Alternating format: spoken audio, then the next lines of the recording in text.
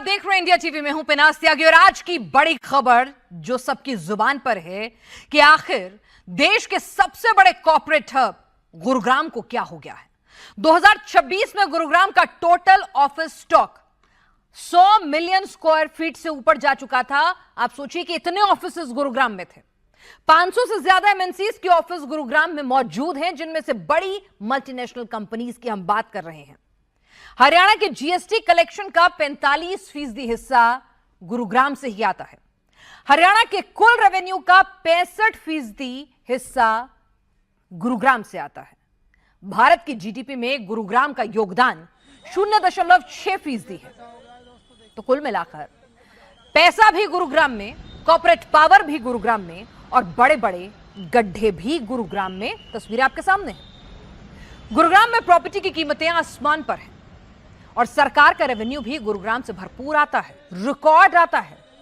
लेकिन सवाल ये उठता है कि बदले में जहां 50 करोड़ के फ्लैट बिक जाते हैं, अब तक की सबसे महंगी प्रॉपर्टी गुरुग्राम में बेची जाती है, जहां प्रॉपर्टी टैक्स जो है 300 करोड़ को पार करके एक नया रिकॉर्ड बना देता है जो कलेक्शन है सरकार का।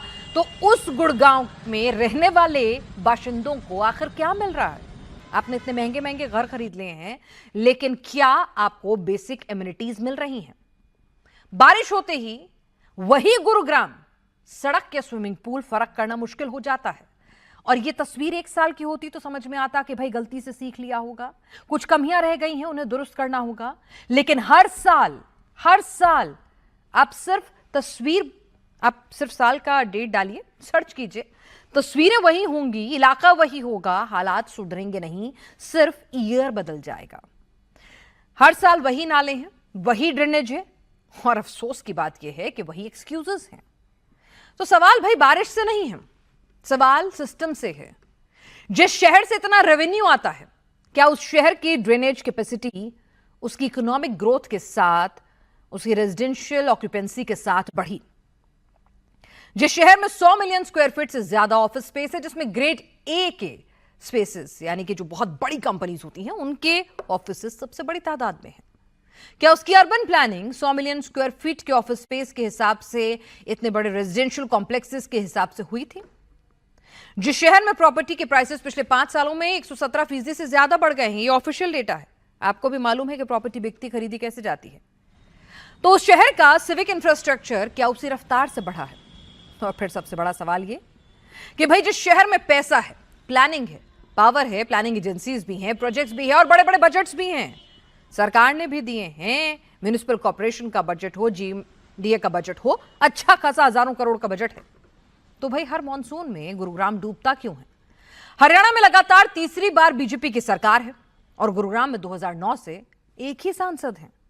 नेताजी ने पार्टी अदला बदली खूब की है, लेकिन गुरुग्राम के हालात वो बदल नहीं पाए या बदलना चाहते ही नहीं थे। इतने कॉन्फिडेंट थे कि कुछ करूं या ना करूं, वोट तो मिल ही जाएगा। तो सवाल ये कि जिम्मेदारी किसकी उठती है? बारिश की, बादलों की, या फिर उस सिस्टम की जो गुरुग्राम से हजारों करोड़ का रेवेन्यू तो ले लेता है, लेकिन एक बारिश के सामने अपने इंफ्रास्ट्रक्चर की पोल खुलते देखता है। आखिर गुरुग्राम को खोखला बनाने वाला गुनहगार कौन है? इसकी गुड़गोबर हालत के लिए जिम्मेदार कौन है? एक एक करके मैं आज आपको गुड़गांव की तस्वीरें दिखाऊंगी, कुछ डेटा भी आपके सामने रखूंगी जो थॉट प्रोवोकिंग है कि भाई आखिर हो क्या रहा है। 28 अगस्त 2018 की तस्वीर है और 24 अगस्त 2026 की तस्वीर है। साल बीत गया है, दोनों ही तस्वीरें गुरुग्राम की हैं। तब भी बारिश की वजह से स्कूली बसें उसी इलाके में पानी में फंसी थी और 8 साल बाद भी वैसी ही तस्वीर सामने है, जब बच्चों के स्कूल से घर पहुंचने में 8-8 घंटे से भी ज्यादा का वक्त लग गया था। सोशल मीडिया पे बच्चों के रोते हुए बयान सामने आ रहे हैं जिसमें वो पैनिक में हैं। जाहिर सी बात है, छोटे छोटे स्कूल के बच्चे हैं, जब इस तरह से उनकी स्कूल बस फंस जाएगी, उन्हें कोई कंधे पे निकालेगा, कोई रस्सी से निकालेगा, माँ बाप से कनेक्ट नहीं कर पाएंगे, स्कूल टीचर आसपास नहीं होगी, इलाका जाना पहचाना नहीं होगा, बच्चे रोते बिलखते हुए नजर आ रहे हैं। सोशल मीडिया भरा पड़ा है इस तरह की तस्वीरों से। सोमवार की मानसूनी बारिश में गुरुग्राम में सिंकहोल बन गया, जो बड़ा होते होते 20 फीट का हो गया। हो हल्ला मचा, पंपिंग सेट के साथ मैनपावर लगाई गई, मशीनों के साथ हाथों से बाल्टी के सहारे पानी निकाला जा रहा है। और ये उस गुरुग्राम की स्थिति है जो हरियाणा की जीडीपी में सबसे बड़ा सहयोग देता है, जीएसटी कलेक्शन में सबसे बड़ा सहयोग देता है। जरा वहाँ हालात कैसे मजबूर हैं, सिस्टम कैसे कोलैप्स्ड है, इच्छा शक्ति की कैसे कमी है, देखिए। समय हम साइबर सिटी गुड़गांव में हैं, जहां बिग 4 टेक कंपनी है, माइक्रोसॉफ्ट है, गूगल है, डेलॉइट है, जहां यूनिकॉर्न्स के फाउंडर रहते हैं, जहां एक फ्लैट 200 करोड़ में बिक रहा है। लेकिन इस गुड़गांव की दूसरी तस्वीर भी है जो हम आपको दिखा रहे हैं। गुड़गांव में जो सीवेज लाइन है वो कभी भी फट जाती है, बड़े बड़े गड्ढे हो जाते हैं। और इस समय गुड़गांव के इफ्को चौक के पास हम मौजूद हैं। इफ्को चौक से 200 मीटर की दूरी पर यहाँ पर सड़क पे एक 20 फीट का बड़ा गड्ढा हो चुका है। बताया जा रहा है कि यहाँ पे जो मास्टर सीवेज लाइन है वो फट गई थी कल, और फिर धीरे धीरे पानी का रिसाव होता रहा, मिट्टी कमजोर होती रही, और जो यहाँ पे सर्विस लेन थी वो धीरे धीरे गड्ढे में तब्दील होती चली गई। फिलहाल ये रास्ता जो है, ये सर्विस लेन जयपुर की तरफ जाता है। गुड़गांव को ये हाईवे जयपुर से कनेक्ट करता है। ठीक नेशनल हाईवे के नीचे सर्विस लेन पर ये इतना बड़ा गड्ढा हो चुका है, और धीरे धीरे यहाँ पे सड़क और टूटती जा रही है। लेकिन गुड़गांव में व्यवस्था कितनी लचर है, इसका अंदाजा इस बात से लगाया जा सकता है कि यहाँ पे पानी निकालने के लिए बाल्टी का इस्तेमाल किया जा रहा है। बड़े बड़े पंप लगाए गए हैं, लेकिन ये काम नहीं कर रहे। कल देर रात से नगर निगम के कर्मचारी यहाँ पे इस 20 फीट के गड्ढे को भरने पे लगे हुए हैं, लेकिन ये गड्ढे में पानी अभी भी बना हुआ है क्योंकि अंदर से सीवेज लाइन टूटी है। यहाँ पे फिलहाल प्राधिकरण के कर्मचारी तो नजर आ रहे हैं, लेकिन जीएमडीए के अधिकारी यहाँ पे नजर नहीं आ रहे हैं। कल भले ही यहाँ पे ट्रैफिक पुलिस आई थी, एसीपी आए थे, जो ये सुनिश्चित कर रहे हैं कि सड़क पर ट्रैफिक जाम ना हो, क्योंकि एक पूरी सर्विस लेन जो मुख्य सड़क है गुड़गांव की, उसे बंद कर दिया गया है, जिसकी वजह से ट्रैफिक को डाइवर्ट किया गया है। और धीरे धीरे जब ऑफिस का टाइम हो रहा है तो यहाँ पे जाम की स्थिति भी पैदा हो रही है। लेकिन यहाँ पे ना गुड़गांव नगर निगम के अधिकारी दिख रहे हैं, ना ही गुड़गांव महानगर विकास प्राधिकरण के अधिकारी दिख रहे हैं, ना ही एनएचएआई के अधिकारी दिख रहे हैं। गुड़गांव में इस सड़क के लिए, इस गड्ढे के लिए फिलहाल 3 एजेंसी जिम्मेदार है। गुरुग्राम में पानी ऐसा भरा कि स्कूल की बसें भी पानी में फंसी रह गईं। एक स्कूल बस बच्चों को लेकर सेक्टर 47 से दोपहर 12:30 बजे निकली, लेकिन बच्चों को सेक्टर 51 पहुंचने में रात के 8:30 बज गए। बच्चे 8 घंटे में स्कूल से घर पहुंच सके क्योंकि सड़क पर जल भराव था और ट्रैफिक पूरी तरह से जैम था। सवाल यह है कि टैक्स पेयर का इतना पैसा गुरुग्राम में खर्च हो रहा है, तो फिर यह आपात स्थिति हर साल क्यों पैदा होती है? आपको बता दें, 24-25 में 50,000 करोड़ रुपए का टैक्स गुरुग्राम वासियों ने दिया है। पिछले 9 साल में ड्रेनेज इंफ्रास्ट्रक्चर को दुरुस्त करने में 503 करोड़ राख कर दिए गए, लेकिन इसके बाद भी सड़क जल जमाव होता रहा है। तो भाई ऐसी कौन सा पैसा आप लगा रहे हैं कि सड़क पानी की तरह से बह रही है? आप पानी की तरह से पैसा बहा रहे हैं, लेकिन सड़क भी बह रही है। तो सवाल यह है कि पैसा जा कहां रहा है? ट्रैफिक जाम होता है, पब्लिक हो, बच्चे हों, तमाम सड़क पर फंसे रह जाते हैं। सोसाइटीज की बात करें तो 4-4 फीट तक पानी भरा रह जाता है। गार्बेज को लेकर गुड़गांव वासी वक्त वक्त पे कंप्लेन करते रहते हैं, ड्रेनेज साफ नहीं होता, और इतना ज्यादा आपने पूरा कंक्रीट का जंगल बना दिया है कि जो नेचुरल ड्रेनेज होता है ना, यानी कि जो नेचुरल नाले होते हैं, वो भी आपने ऑक्यूपाई कर लिए हैं कंक्रीट से, क्योंकि भाई गुड़गांव के दाम बढ़ रहे थे तो किसी ने सोचा नहीं। और स्थिति यह है कि अब नेचुरल ड्रेनेज भी नहीं है आपके पास और ओवर कैपेसिटी हो गई है। अब बात करते हैं सांसद साहब की। राव इंद्रजीत सिंह हैं, 22 साल से गुड़गांव के सांसद हैं। भाई गुड़गांव वासियों को भी सोचना होगा कि आपको हर साल की दिक्कत होती है, हर साल परेशानी होती है, लेकिन आप अपना नेता उतनी ही शिद्दत से वही आदमी चुन लेते हैं। कांग्रेस सरकार में भी एमपी और मंत्री थे, 12 साल से बीजेपी में एमपी और मंत्री हैं। कह रहे हैं कि कांग्रेस के समय काम नहीं हुआ। अरे भैया, आप तो कांग्रेस में किस समय भी थे ना, आप तो तटस्थ हैं, पार्टी के नाम बदले हैं बस। आपकी सांसद ही आपका मंत्री पद बना हुआ है, तो फिर कैसे एक्सक्यूज दे सकते हैं, किस मुंह से दे सकते हैं? या फिर ओवर कॉन्फिडेंट हैं? जनता त्रस्त भी रहेगी, आप मस्त रहेंगे। इस सालों से वाटर लॉगिंग हो रही है, और जो मेन रीज़न है वाटर लॉगिंग का वो यही है कि जो पुराने परंपरागत नाले थे जो पहाड़ से पानी को ले जाया करते थे जमुना तक, उनके ऊपर डेवलपमेंट हो गई है, और वो कांग्रेस के टाइम की डेवलपमेंट हुई आज तक हम संभाल रहे हैं।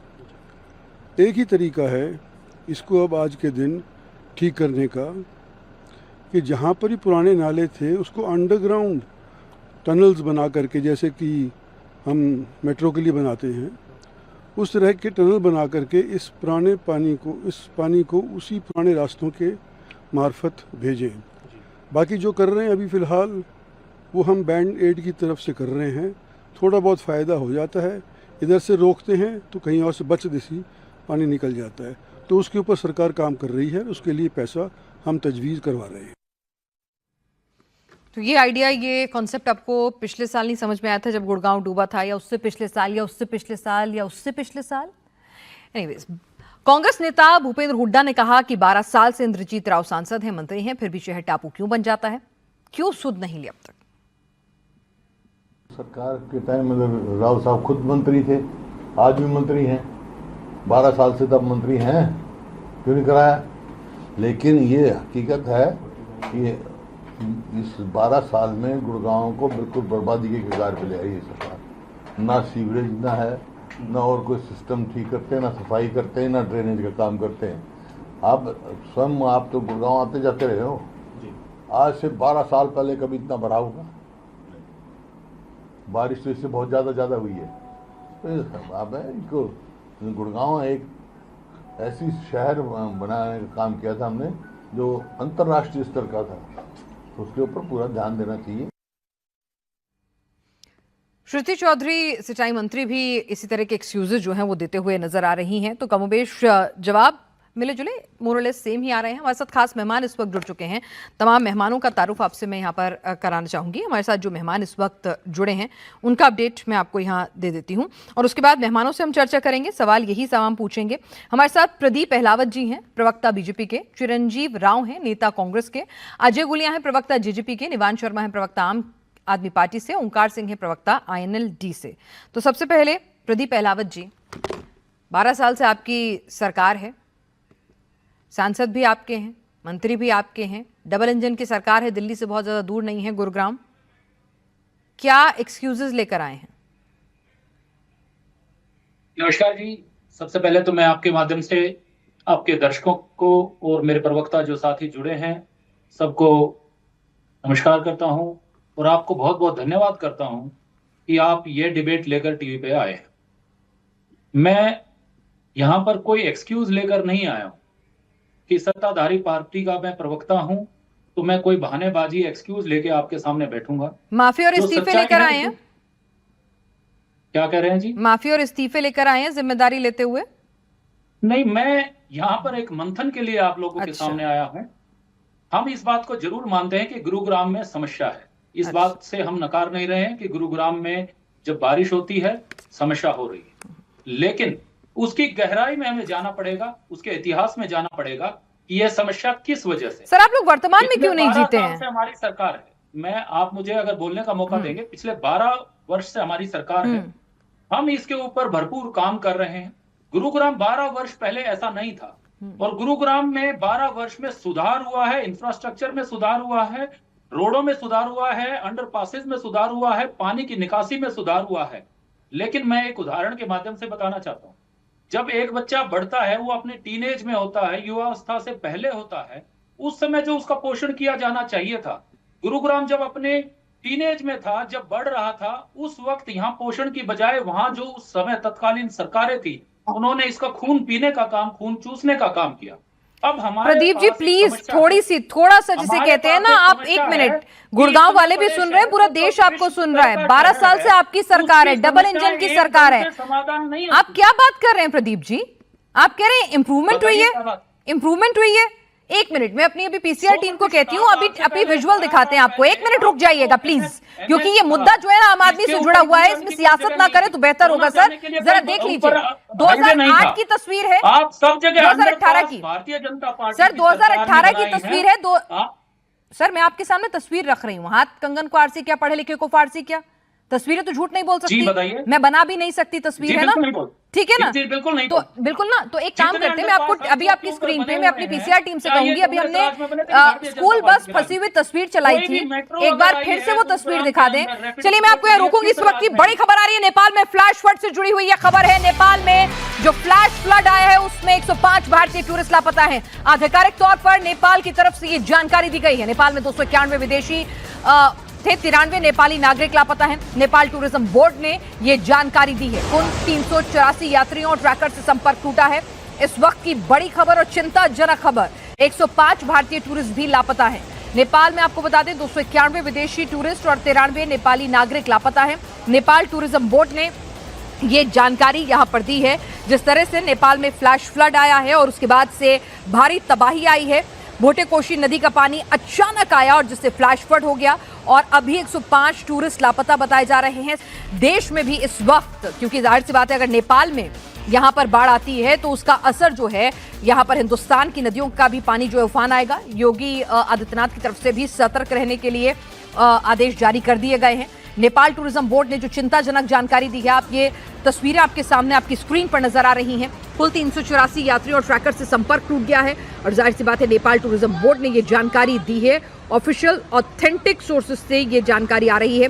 अचानक आई बाढ़ ने ये तबाही मचाई है। गांव के गांव इस वक्त जमींदोज हो गए हैं। तिब्बत से सटे इलाकों में सड़कें, पुल, पावर प्रोजेक्ट भी काफी हद तक प्रभावित हुए हैं, जो जानकारी मिल रही है।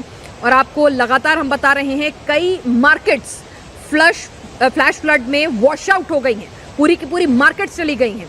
कई पावर प्लांट्स को नुकसान पहुंचा है, कई बाजार जो है खत्म हो गए हैं और साथ ही कुछ ट्रैकर्स भी वहां पर मौजूद थे जिन ट्रैकर्स को भी नुकसान पहुंचा है। आपको बताएं भोटेकोशी रिवर में पानी अचानक से बढ़ने की तरफ से तिब्बत की साइड से रसुआ में, वहां पर आपको बताएं इस वक्त एक और बड़ी खबर आ रही है। आपको बता दें अमित शाह ने बिहार के सीएम से बातचीत की है, क्योंकि नेपाल का सीधा सीधा असर अगर वहां पर नदियां उफान पर हैं, फ्लैश फ्लड आई है तो उसका असर जो है वो बिहार पर होगा। तो ऐसे में महाराजगंज, कुशीनगर, हर तरफ अलर्ट जारी कर दिया गया है। एनडीआरएफ की टीमों को अलर्ट पर रहने के लिए कहा गया है। अमित शाह ने सम्राट चौधरी से बातचीत कर वो जो पूरा का पूरा इलाका है नेपाल से सटे बॉर्डर से, महाराजगंज, कुशीनगर, वहां पर एक्स्ट्रा अलर्ट और अटेंटिव रहने के लिए यहां पर कहा है। और अभी फिलहाल जो जानकारी आ रही है उसके मुताबिक आपको बता दें कि 200 से ज़्यादा 291 के लगभग की तादाद है जिसमें टूरिस्ट जो हैं वो जिनसे संपर्क अभी टूट चुका है। 105 भारतीय टूरिस्ट बताए जा रहे हैं जिसमें कई ट्रैकर्स भी हैं। तो अहम जानकारी इस वक्त नेपाल फ्लैश फ्लड को लेकर आ रही है। तिब्बत के रास्ते से पूरा का पूरा फ्लैश फ्लड आया है। तो लगातार हम आपको अपडेट दे रहे हैं नेपाल फ्लड के बारे में जो जानकारी इस वक्त आ रही है। 105 टूरिस्ट मिसिंग बताए जा रहे हैं। 93 यहाँ पर नेपाल के भी जो ट्रैकर्स हैं वो भी मिसिंग बताए जा रहे हैं। रसुआ डिस्ट्रिक्ट और तिमुआ जो इलाका है वहाँ पर इसने इसको पूरी तरह से हिट किया है। कम से कम कहा जा रहा है कि कई दुकानें, कई गांव जो हैं वो जमींदोज हो गए हैं। 291 फॉरेन नेशनल्स इस वक्त इसमें से मिसिंग बताए जा रहे हैं, जिसमें भारत, ऑस्ट्रेलिया, अमेरिका के नागरिक शामिल हैं। 384 टूरिस्ट से संपर्क इस वक्त कटा हुआ है। रेस्क्यू ऑपरेशन लगातार जारी है। नेपाल की आर्मी चॉपर्स की मदद से लगातार कोशिश की जा रही है और पुलिस लगातार रेजिडेंट से।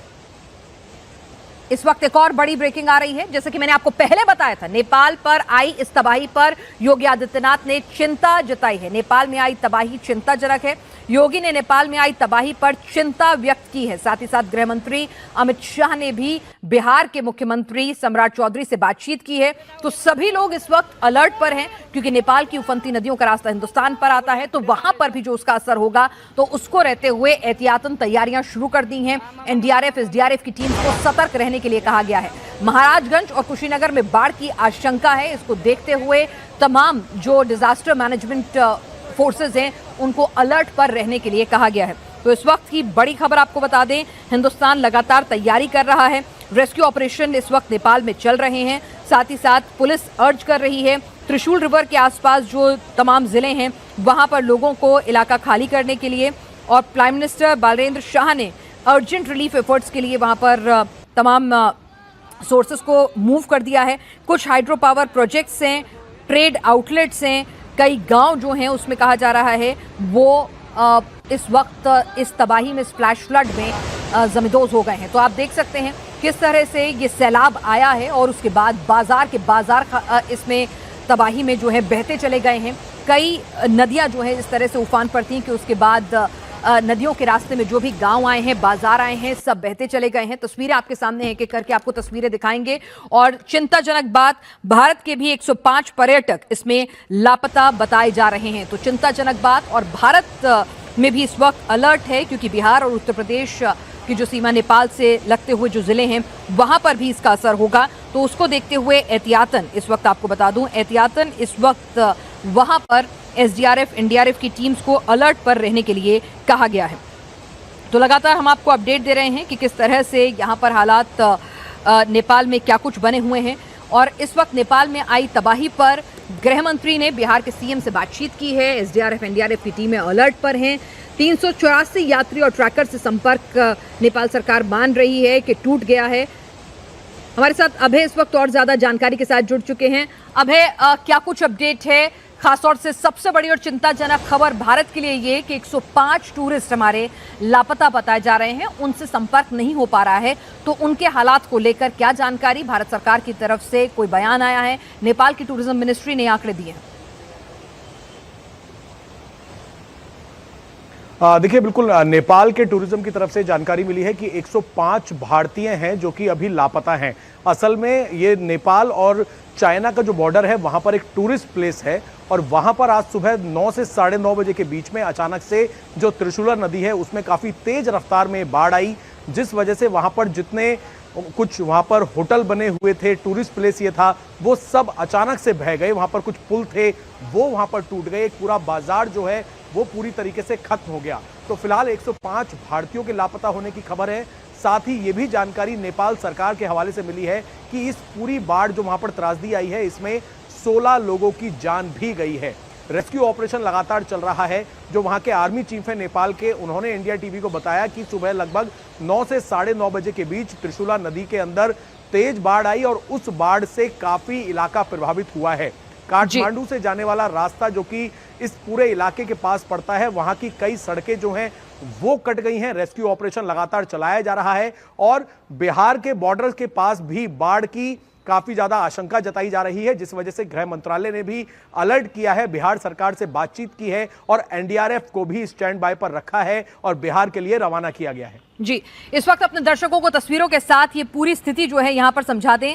आपको बताएं, आज 26 अगस्त को नेपाल में जो फ्लैश फ्लड सुबह 9, 9:30 बजे के करीब आया, रसुआ जिले में तिब्बत की तरफ से अचानक आई बाढ़ ने भोटेकोशी नदी में आसपास भारी तबाही मचाई। कम से कम 10 से 15 लोगों के मारे जाने की खबर है। हालांकि आंकड़ा और ज्यादा बढ़ भी सकता है, ये कहा जा रहा है। साथ ही 26 नेपाली पुलिसकर्मी भी लापता बताए जा रहे हैं। वहां के जो लोकल मीडिया है वहां की तरफ से जो इनपुट आ रहा है, जिसमें तिमूरे, सायवब्रेसी और आसपास के इलाकों में तैनात पुलिसकर्मी शामिल हैं। साथ ही कई गांव, सड़कें, पुल और हाइड्रो पावर प्रोजेक्ट क्षतिग्रस्त हुए हैं। न्यूज एजेंसी रॉयटर्स के मुताबिक करीब 430 मेगावाट का हाइड्रो पावर कैपेसिटी प्रभावित हुई है। नेपाल के रसुआ, नुवाकोट, छादिंग, चितवन और गोरखा में नदी किनारे वाले लोगों को हाई अलर्ट करते हुए वहां से रेस्क्यू कराया जा रहा है, वहां से हटने के लिए कहा गया है। और ये जो बाढ़ अचानक से आई है उसमें कहा जा रहा है कि तिब्बत में भूस्खलन हुआ था, नदी का रास्ता ब्लॉक हुआ और फिर अचानक से नीचे की ओर आया हो या फिर कोई ग्लेशियर टूट के गिरा हो। अभी तक इसकी यथास्थिति पता नहीं चल सकी है कि क्या वजह रही है। और आपको ये भी बता दें कि 105 भारतीय टूरिस्ट हैं जिनसे संपर्क नहीं हो पा रहा है। इसको लेकर लगातार कोशिशें जारी हैं। 105 भारतीयों के मिसिंग होने की खबर आ रही है। अब इनसे संपर्क नहीं हो पाया है। नेपाल पर्यटन बोर्ड के मुताबिक कुल 384 यात्री संपर्क से बाहर हैं, जिसमें 291 विदेशी हैं, 93 नेपाली हैं और इसमें 105 भारतीय हैं और 37 दूसरे लोग जो हैं वो भी एनआरआई हैं बताया जा रहा है। अभी शुरुआत में कैलाश मानसरोवर यात्रा के लिए तिब्बत जाने वाले तीर्थयात्री भी इसमें हो सकते हैं, ये आशंका जाहिर की जा रही है। काठमांडू पोस्ट अखबार के मुताबिक 390 तीर्थयात्री उस दिन बॉर्डर क्रॉस करने वाले थे, तो क्या उनकी भी तादाद हो सकती है? मिसिंग काउंट से कांटेक्ट ना हो पाना, अभी इसको लेकर बहुत ज़्यादा डिटेल नहीं आ रही है। साथ ही आपको बता दें 105 भारतीय पर्यटकों से संपर्क ना हो पाने की बात जरूर कहा गया है। ये तस्वीरें आपके सामने लगातार हम आपको दिखा रहे हैं कि किस तरह से ये जो फ्लैश फ्लड आया है तिब्बत के रास्ते रसुवन जिले में, तिब्बत की तरफ से अचानक से बाढ़ आती है, फ्लैश फ्लड आता है, अफरा तफरी मच जाती है, लोगों को समझ में नहीं आता है कि क्या हुआ है। रसुआ जिले में तिब्बत की तरफ से अचानक से बाढ़ आती है और भोटेकोशी नदी में आसपास भारी तबाही मचा देती है। आसपास जितने भी गांव थे, बाजार थे, वहां पर जितने, ये देखिए कि किस तरह से ये फ्लैश फ्लड आया, लोगों को समझ ही नहीं आया तबाही कितनी भयावह थी। ये मंजर अपने आप में कितना भयावह है, आप देखिए कि लोगों को कुछ समझ ही नहीं आया। पूरी अच्छा खासा ये एक डिस्ट्रिक्ट सेंटर जैसा, एक मॉल जैसा पूरा का पूरा स्ट्रक्चर है, एक बड़ा कंक्रीट का ऑफिशियल स्पेस यहां पे नजर आ रहा है। मॉल है, डिस्ट्रिक्ट सेंटर है, ऑफिस है, क्या प्रोमाइसेस है, लेकिन आप देखिए कि समझ ही नहीं आया लोगों को कि हुआ क्या है और इतनी भयानक आपदा यहां पर आई है। जरा सोच कर देखिए कि वहां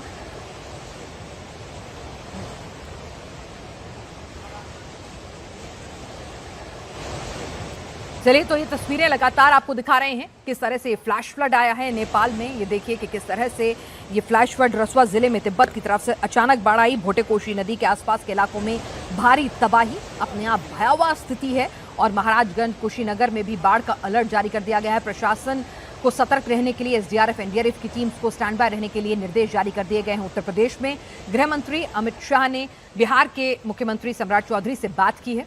तो लगातार इस बड़ी खबर पर अपडेट देते रहेंगे। 105 भारतीय जो इसमें मिसिंग बताए जा रहे हैं, उनको लेकर क्या कुछ स्थिति उत्पन्न होगी, कैलाश मानसरोवर यात्रा करने वाले जत्थे में क्या कुछ लोग शामिल थे, जैसे जैसे और ज्यादा अपडेट हमारे पास आएगा हम आप तक पहुंचाएंगे। लेकिन फिर से लौटते हैं गुरुग्राम की स्थिति पर। प्रदीप अहलावत जी, आप बता रहे थे मुझे 12 साल से आपकी सरकार है, अब हम देख रहे हैं ना कि क्या कुछ स्थिति वहां पर है। तस्वीरें मैंने अपनी टीम को कहा है आपके लिए निकाल दें, आप देख लीजिएगा। 8 साल में कोई अंतर नहीं आया है, सड़क वही देखी है। चलिए, अच्छी बात है। मैंने तस्वीरें देखी हैं और मुझे संवेदनाएं हैं। जो आप बातें बता रहे हैं कि बच्चे, स्कूल के बच्चे फंसे हैं, जो लोग समय पर घर नहीं जा पाए, बिल्कुल समस्या है। मैं ये मान रहा हूं कि ऐसा नहीं है, मैं यहाँ पर उन चीजों को नकार नहीं रहा हूं कि समस्या नहीं है, लेकिन हमारी सरकार पिछले 12 साल से सतत प्रयास कर रही है, अधिकारी सतत प्रयास कर रहे हैं। सब प्रयास पानी में बह रहे हैं। गुरुग्राम प्रयास नहीं बह रहे हैं। गुरुग्राम क्या बह रहा है? दुनिया के सबसे बड़े सिस्टम की लापरवाही, लालफीताशाही, करप्शन, क्या बह रहा है सर? आप समझ के आप देखिए, इस चीज को सुधारने में समय वक्त लग रहा है। इतनी बड़ी समस्या, आपने अनप्लान्ड तरीके से एक शहर बसा दिया, कितना समय लगेगा? कॉलोनियां काट दी वहां से पैसे लेकर, नाल पानी निकलने का रास्ता नहीं। 12 साल से आपकी सरकार है, हर बार दूसरों को नहीं ब्लेम कर सकते ना। मिंटो ब्रिज दिल्ली में, वहां अंडरपास पे पानी भरता था, खूब क्रिटिसाइज होता था, अखबारों में तस्वीर आती थी, ऐसा लगता था सालाना बारिश आएगी, रिचुअल बन गया है, मजाक का पात्र बन गई थी दिल्ली। काम हुआ, अप्रिशिएट किया गया, वहां पर अब पानी नहीं बढ़ता, तस्वीरें आती हैं, अच्छा लगता है। पर आपकी सरकार है 12 साल से, तस्वीरें सेम की सेम आ रही हैं सर। आपके एफर्ट्स, आपकी मेहनत, आपकी संवेदना कहां देखूं मैं? गुरुग्राम में मिंटो ब्रिज जैसे यहाँ पर सैकड़ों नहीं तो बहुत सारे ब्रिजेस हैं जो उससे बड़े हैं। जितने अंडरपास आप कहीं पे भी चले जाइए, जितने भी पहले चौक चौराहे थे, हीरो होंडा चौक को ले लीजिए, गोल्फ कोर्स एक्सटेंशन रोड पे ले लीजिए, यहाँ पर सब जगह चौराहे थे, रेड लाइट थी, जाम लगते थे, सब जगह अंडरपास बनता था। दिल्ली से जो जयपुर का जो हाईवे है, जो देश की सर, ये मेरी गलती थोड़ी है, मैं तो टैक्स दे रही हूँ ना। मतलब गुड़गांव का आदमी पूछेगा ना, मैं तो टैक्स दे रहा हूँ। इसके लिए प्लानर होते हैं, सरकार चुनी जाती है, इलेक्शन पे इतने पैसे खर्च होते हैं, है ना सर? प्लीज, ठीक है।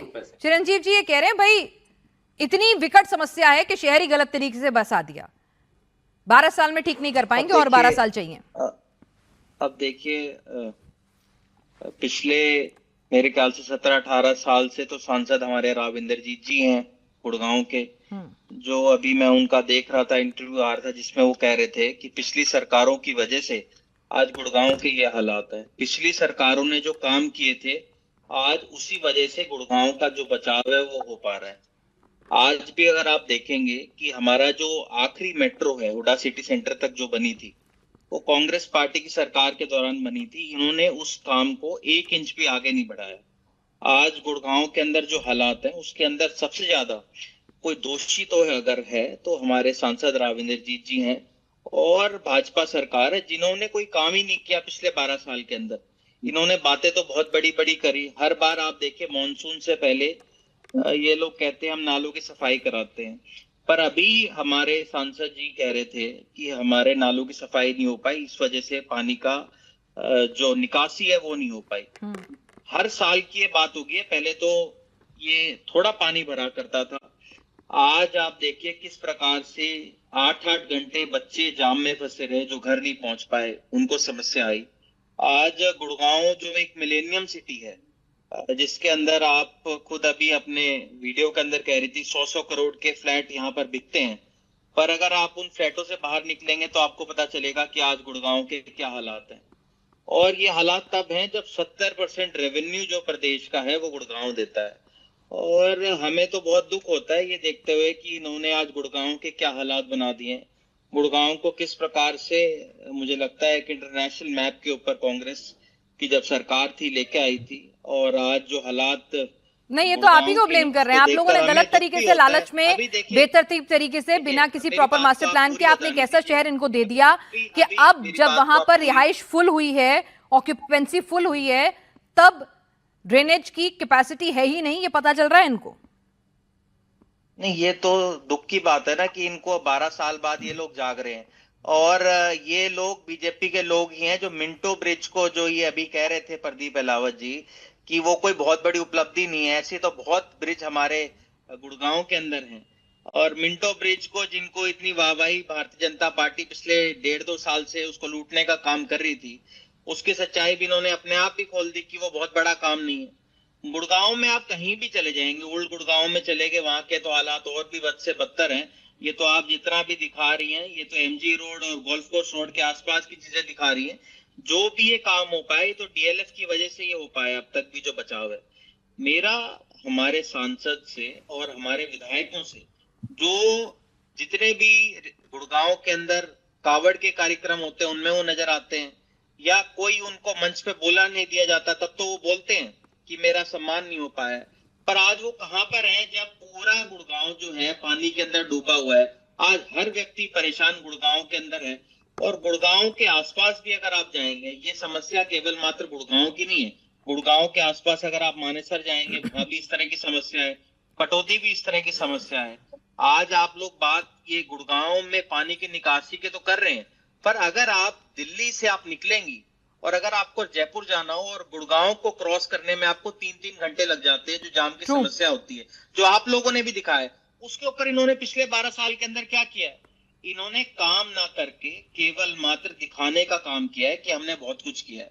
ठीक है, मेरा ये प्रदीप अहलावत जी, अकाउंटेबिलिटी सेट होनी चाहिए हमारे सांसद। प्रदीप अहलावत जी, गुड़गांव में जो रन ऑफ का नेचुरल ड्रेनेज सिस्टम है ना, वो नजफगढ़ झील वेटलैंड की तरफ जाता है, और हरियाणा की तरफ वेटलैंड में storage capacity 32 million cubic metres बताई जाती है। आपसे ये रहेगा, अगली बार आप जब ये इस तरह का डिबेट करें तो यहाँ के एमएलए को आना चाहिए, यहाँ के एमपी को आना चाहिए। He is answerable to the people.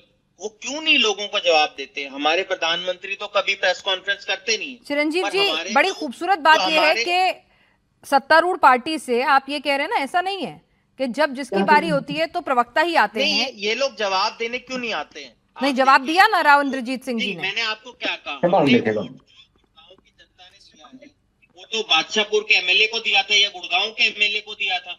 क्या उनके पास समय नहीं है? जब कावड़ यहाँ से निकलती है तब तो वो लोग सब आ जाते हैं, या कोई धार्मिक कार्यक्रम होता है, ठीक है, क्योंकि उन्होंने उन चीजों के ऊपर वोट लेनी होती है। पर जो सबसे बड़ा मुद्दा, जो विकास का मुद्दा है, उसके ऊपर उन्होंने चुप्पी क्यों साधी हुई है? क्यों नहीं वो कहते? हैपनिंग हरियाणा की बात चीफ मिनिस्टर अगर करते हैं, वो ये क्यों नहीं बात करते आज गुड़गांव के अंदर जो हालात है, आज मानेसर के अंदर जो हालात है, उनके ऊपर तो उनका एक शब्द नहीं निकलता है।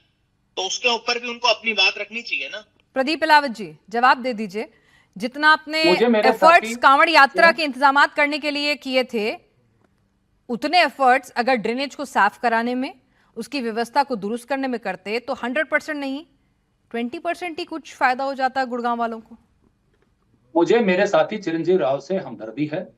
इनको हमारे यहाँ लोकल सांसद से कोई हमदर्दी आप मेरे से मत आपस में रखिए। द्वेष है। आप मेरी बात सुनिए। गुड़गांव के लोगों इन्हें से यहाँ हमदर्दी विकास दिख रखिए। नहीं रहा मेरे साथ गुरुग्राम आप में, हमदर्दी मत और रखिए। इनकी पार्टी को खास तौर पर कावड़ यात्रा या कोई भी विनोद जी, मैं कुछ कहना चाहता हूँ। आ रहे सर, आपके पास भी आ रहे हैं ओंकार सिंह जी। उनको देखकर इनको बहुत सारी समस्याएं हो जाती है। मैं समझ सकता हूँ, मेरी हमदर्दी है इनके साथ। मैं इनसे पूछना चाहता हूँ कि इनके समय के चिरंजीव जी, मैं आपके समय बिल्कुल नहीं बोला। मेरा आपसे निवेदन है आप ये क्षमता रखें कि आप भी आराम से सुने बात। आप कुछ भी बात कह रहे हैं, आप सुनिए, आप सुनने का मादा रखिए। आप एक चीज मुझे बताइए, आपके समय का इंफ्रास्ट्रक्चर क्या भारतीय जनता पार्टी की सरकार ने फाड़ के फेंक दिया? आपकी नालियां क्या हमने उखाड़ दी हैं? आपने जो काम यहाँ पे किए थे वो आप बेहतर जानते हैं। हर चौराहे के ऊपर जो अंडर पासेज बनाने का काम किया है भारतीय जनता पार्टी सरकार ने किया। रैपिड मेट्रो यहाँ पर भारतीय जनता पार्टी चिरंजीव जी, मैंने आपसे फिर से कह रही हूँ, आपको एक बार फिर से बता देती हूँ। चिरंजीव जी, एक चीज समझिए, 12 साल से आपकी सरकार है, ठीक है ना? 29 में जो वोटर जाएगा ना, ठीक है जी, तो आप समझ के देखिए कि जो वोटर है वो पिछली सरकारों ने क्या किया वो उसको इवैल्यूएट नहीं करेगा। वो ये देखेगा कि 12-15 सालों में, जब से आपकी सरकार है, 15 साल में केंद्र के अंदर भी और प्रदेश के अंदर भी आपने क्या किया, वो आपको उस पर जज करने वाला है। 18 साल का वोटर, 20 साल का वोटर, 21 साल का वोटर, 25 साल का वोटर जो है ना, वो ये नहीं सोचेगा कि 30 साल पहले क्या हुआ। वो सीधा कहेगा 15 साल जब से मैंने होश संभाला तब से मुझे कैसा गुड़गांव मिला और कौन इसको संभाल रहा था। आप मुझे मेरी बात कहने दीजिए। गुरुग्राम का वोटर देश में सबसे पढ़ा लिखा, समझदार, व्यापारी वर्ग, इंटेलिजेंट वोटर है। इसीलिए वो 3 बार से लगातार भारतीय जनता पार्टी के सांसद और विधायक गुरुग्राम से चुन रहा है। ठीक है, इसीलिए यहाँ पर विपक्ष का सुपड़ा साफ है। ठीक है, बात में आपकी समस्याओं को ये कांग्रेस वाले, ठीक है सर, आपका कॉन्फिडेंट होना, तमाम नेगेटिविटी के बावजूद, तमाम जो सवाल हैं उनके बावजूद भी अगर आप ये कॉन्फिडेंस दिखा रहे हैं, तस्वीरों को देखने के बाद भी, इतना क्रिटिसिज्म होने के बाद भी, और सीधे सीधे तस्वीरें झूठ नहीं बोलती और हर साल की वही तस्वीरें, अगर आपका कॉन्फिडेंस है ना कि हाँ भाई हमारा वोटर एजुकेटेड है, अवेयर है, वो हमें हर साल जिता रहा है, तो ये कॉन्फिडेंस वोटर ही दे रहा है। फ्रंट पेज पे छपती थी और किलोमीटरों लंबी। ठीक है ओंकार सिंह जी, भाई ठीक है ना, ये क्यों ना ले वोटरों को फॉर ग्रांटेड, जब गुड़गांव वाले इस हालत के इंफ्रास्ट्रक्चर के बावजूद भी अपने सांसद को नहीं बदलते, अपनी बीजेपी पे भरोसा रखते हैं, तो इसका मतलब जब विपक्ष सत्ता में था तो हालात और भी बुरे रहे होंगे। तभी तो वो कहते हैं कि भाई 2 बुरों में से चुनना है तो कम बुरा चुन लें। हम प्रयास कर रहे हैं, हमारे प्रयास जानते हैं, उसका समर्थन करते हैं। विनोद जी, इनको चुप कराइए। मैं एक सेकंड भाई, एक मिनट चिरंजीव जी और अलावत जी, आप दोनों एक मिनट जरा ओंकार सिंह को भी सुन लेते हैं जी। विनोद जी, बीजेपी की एक बहुत भारी समस्या है, इनके किसी भी प्रवक्ता से वर्तमान की बात करते हैं तो भूतकाल में चले जाते हैं। 12 वर्ष का समय कोई थोड़ा समय नहीं होता।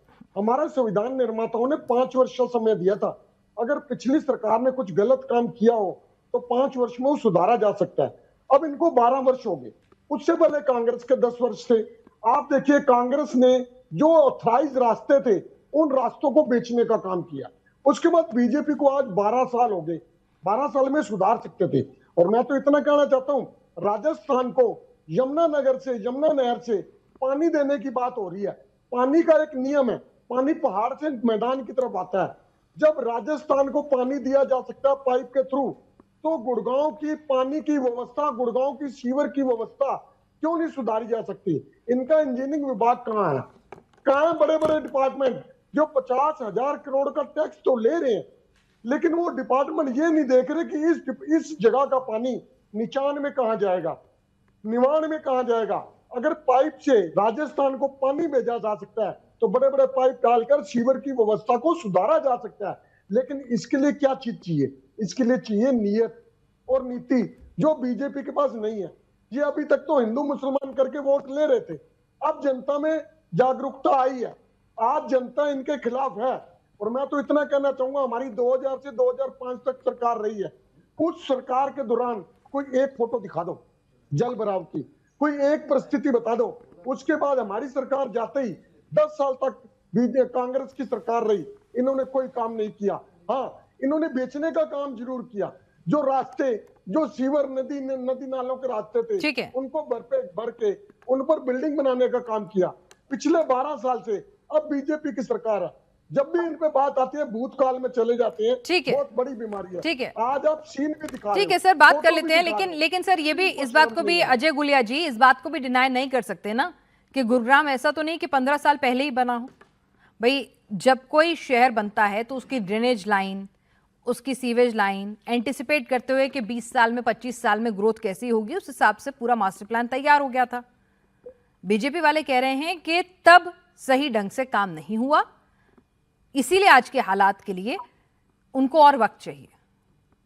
रातों रात नहीं बदल सकते वो सीवेज प्लान, ड्रेनेज सिस्टम, धीरे धीरे करके ही फेज बाय फेज ही बदल पाएंगे।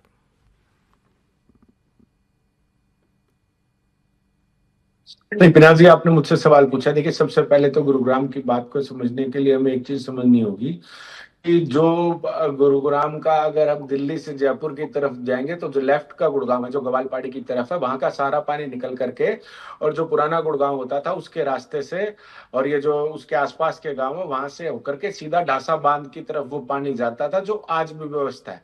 लेकिन वो बीच के सारे रास्ते बंद हो गए। मैं ऑन रिकॉर्ड की बात कर रहा हूँ कि 10 साल के कांग्रेस के शासनकाल में कोई भी नया सेक्टर हुड्डा का, जो आज HSVP है, वो नहीं आया। सारी जमीनें प्राइवेट बिल्डरों को बेची गई, उन्होंने सेक्टर काटे और उन्होंने नियमों को और फैसिलिटीज को ताक पर रख कर करके जो रास्ते होने चाहिए थे, नेचुरल रास्ते जो थे पानी की निकासी के, उनको बिल्कुल बंद करने का काम किया। बिल्कुल, या उनको तकरीबन बंद करके या उनको बहुत छोटा करने का काम किया, जिससे वो पानी निकल नहीं पाता। और ये समस्या गुड़गांव की है। इसको अगर दुरुस्त करना है तो सबसे पहले उन नेचुरल रास्तों को बहाल करना होगा। और दूसरी बात, मैं एक चीज कहना चाहता हूँ, भारतीय जनता पार्टी के मेरे साथी प्रवक्ता ने एक बात कही कि भाई क्या हमने इनकी नालियां तोड़ दी, क्या इनके ड्रेनेज तोड़ दिए। भाई अगर ना आपने इनकी नालियां तोड़ी, ना इनके ड्रेनेज तोड़े, ना कुछ नया बनाया, तो 5700 करोड़ रुपए जो गुड़गांव के डेवलपमेंट पे, जो खास करके 905 करोड़ रुपए ड्रेनेज पे खर्च हुआ है, वो कहाँ चला गया भाई? वो कहाँ गया वो पैसा? उसका हिसाब तो कौन देगा? मैं हमेशा एक बात कहता हूँ, authority comes with lots of responsibility. अगर लोगों ने आपको सत्ता चलाने की ताकत दी है तो उत्तरदायित्व भी आप पे ही बनता है, रिस्पॉन्सिबिलिटी भी आपकी बनती है, आपकी जवाबदेही बनती है। आप ये क्या करके नहीं बच सकते। अब आप किस पर आरोप लगा रहे? मैं तो हैरान हूं। आपको आंकड़ों की जानकारी, आप कह रहे हो कि उससे पहले कांग्रेस ने नाश किया था। मैं तो सीधी हरियाणवी भाषा में एक बात कहना चाह रहा हूं। आपने कहा कांग्रेस ने नाश किया था। अरे 22 साल से यही सांसद है गुड़गांव का, गुरुग्राम का, चाहे वो कांग्रेस में हो चाहे बीजेपी में हो। तो वो कांग्रेस में थे तो नाश किया था, आज बीजेपी में है तो क्या कर रहे हैं आप? किस आदमी, किस प्रकार से डिफेंड करने का काम कर रहे हैं अपने सांसद को? ये लोग, तकरीबन यही लोग विधायक रहे। मैं भाई चिरंजीवी राव की बात से बिल्कुल एक बात से सहमत हूं। देखिए, भाई ने एक बात बहुत बढ़िया कही, कांग्रेस के बेशक साथी हैं, लेकिन उन्होंने एक बात बहुत अच्छी कही कि गुरुग्राम के रिस्पॉन्सिबल जो लोग, जिनके पास सत्ता चलाने की ताकत है, वो लोग आने चाहिए इन डिबेटों में, वो लोग बैठने चाहिए ताकि वो जवाब दे सके। अब प्रदीप अहलावत जी ने तो इतना बढ़िया कह दिया कि बोला गुड़गांव के देश के सबसे समझदार वोटर हैं। क्यों बेरी के नहीं है क्या भाई? बेरी के समझदार नहीं है क्या? गुड़गांव में ऐसा क्या है भाई? अगर अंग्रेजी बोलने से समझदारी का पैमाना होता तो ये जो यूरोप के देश है वो तो सबसे ज्यादा समझदार होते। आप इस बात पे ना जाएं। मैं दूसरी बात ये कहना चाहता हूं कि आप जवाब क्या दे रहे हैं? वो जो पैसा लगा है वो कहां लगा दिया आपने? नहीं तो कोई ड्रेनेज सिस्टम बनाया नहीं आपने, इनका आपने तोड़ा नहीं, तो कहां हुई वो डेवलपमेंट? ठीक है प्रदीप अहलावत जी, 1918 करोड़ का MCG, म्युनिसिपल कॉर्पोरेशन गुड़गांव का बजट है। ठीक है, इसमें से 400 करोड़ सैनिटेशन और वेस्ट मैनेजमेंट पे खर्च हुए हैं, 250 करोड़ ऑपरेशन और मेंटेनेंस पे खर्च हुए हैं और 400 करोड़ डेवलपमेंट प्रोजेक्ट्स पे खर्च हुए हैं। ठीक है भाई, अगर आपने इतना पैसा खर्चा है और उसके बाद भी स्थितियां इंप्रूव नहीं हो रही हैं तो फिर मत खर्चते पैसा, जब आपको पता है कि पुराना सिस्टम है, इसमें कुछ भी कर लो, कुछ नहीं हो सकता।